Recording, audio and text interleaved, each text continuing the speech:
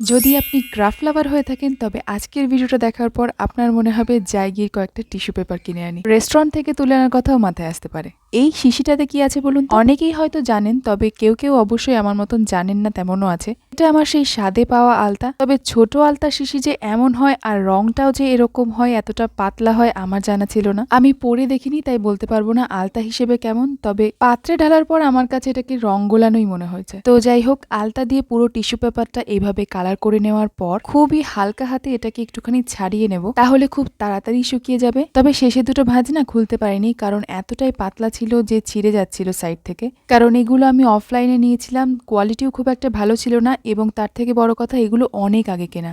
আমি তো পুরোটা কালার করার জন্য রেখেছিলাম, তবে এখন দেখছি কি সুন্দর ডিজাইন হয়ে গেছে। তো এর ভেতরে ডিজাইন হোক আর না হোক তাতে আজকে আমার কোনো কাজ নেই, কারণ এটাকে আবারও ভাঁজ করে নিয়ে ঠিক এইভাবে পেটালের শেপে কেটে নেব। আই থিঙ্ক এতক্ষণে বুঝেই গেছেন কি বানাবো। আসলে গতদিন ওই সাদা গোলাপটা বানানোর পর ওটাকে কালার করে আমার খুবই খারাপ লাগছিল, কারণ সাদা গোলাপটা খুবই সুন্দর হয়েছিল। আর সেই ভিডিওটাতে অনেকেই আমাকে সাজেস্ট করেছিলেন যে পেপারটাকে আগে কালার করে নিয়ে তারপরে রোজ বানাও, তাহলে দেখবে খুব ভালো হচ্ছে।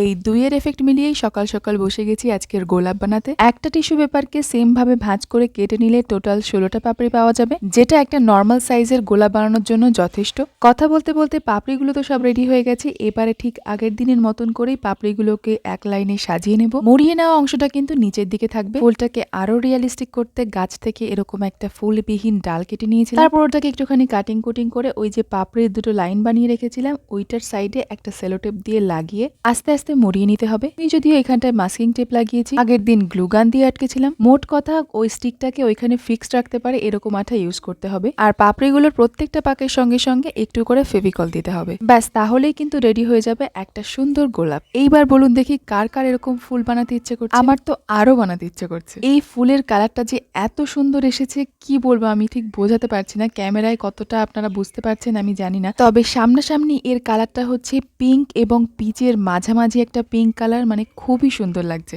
আশ্চর্যের ব্যাপার হলো এই সেম কালারের গোলাপ ফুলের গাছ আমি স্কুলে থাকাকালীন বাড়িতে একটা বসিয়েছিলাম। ওই সময় গাছে থাকা দুটো কুড়ি ফোটার পরেই কেন জানি না গাছটায় আর ফুল দিল না বছরখানেক। তারপর যখন ফুল এলো দেখলাম এই ফুল না, হচ্ছে দেশি ফুল। আপনাদের কারোর সাথে এরকম হয়েছে কিনা অবশ্যই জানাবেন কিন্তু।